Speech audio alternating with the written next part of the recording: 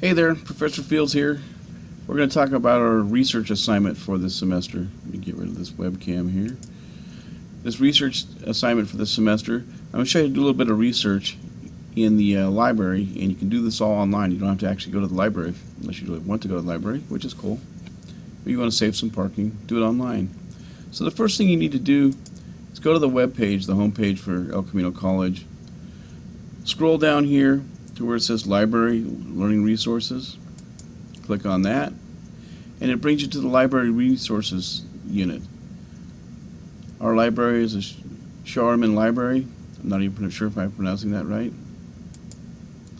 Click on that, and there's a list of databases here. A list of search areas you can go to.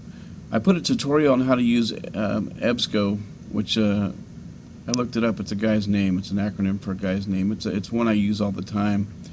So let's do a database search.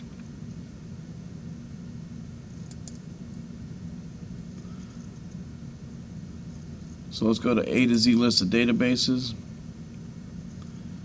EBSCO host. There we go. Academic search. It's one of the most popular ones, and it has a keyword search. If you look at the tutorial I've given you on that, it shows you how to do a keyword search. So click on that. Here's your keywords. Let's look for Ted Kaczynski. He's the Unabomber. If you're in my AJ111 class, we studied him. Let's see what we find for Ted Kaczynski. All kinds of stuff. Let's see, there's 283 results. That's good. Now remember, you're going to need at least one journal article and at least one primary resource. So let's just click on journal articles, since there's 9 of them. So click on journal articles, and it's going to update. And any one of these on the screen here, well, this is a video, but the rest where it says academic journal is a journal article. Let's see. A lot of these are analyzing his writing style, which was, if you ever read the manifesto, it's kind of interesting. But anyway, here's the one, cross-cultural comparison of newspaper coverage of the two trials. So let's click on that. It's an academic journal. Let's see where it's available by. You can get it here. You look over here to the side. This normally says where you can get it from. You might have to order this one from the library. It doesn't look like there's a link to a download. But it also lets you save your research to a folder. That way you can look it up later on. So let's see. Oh, another thing too, where it says cite. If you ever see that thing where it says cite, click on that. And look for APA, because we're in APA, right? So click on APA.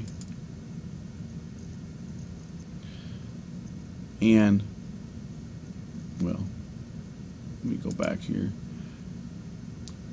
If you look here, this is the APA citation for that. So click on that, right click, put copy, go over to your Word document, right click, paste your text only, and you've got basically the basic starting of your citation. That actually doesn't look right. Let's see, doesn't it? Should the date should be up in here. But anyway, that would be your citation. Close that out. Don't save. Close that. Don't save. So that's one way to get a hold of a journal article. You're also going to need some primary sources. What's a primary source? These are just some examples of primary sources. Letters, diaries, journals.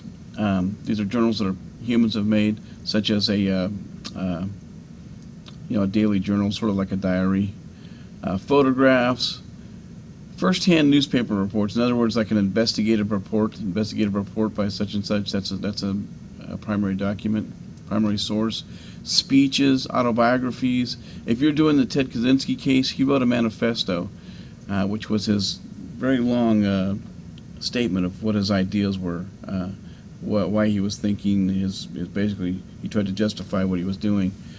You can also use research data. So you've got some charts, some graphs, that depending on which class you're in, the the AJ111, which is criminal investigations, you might want to get a copy of the original crime report. You can find that online. You can't get it from the police department, but you can find maybe a description of the evidence and photographs of the evidence online, or depending on what your case study is.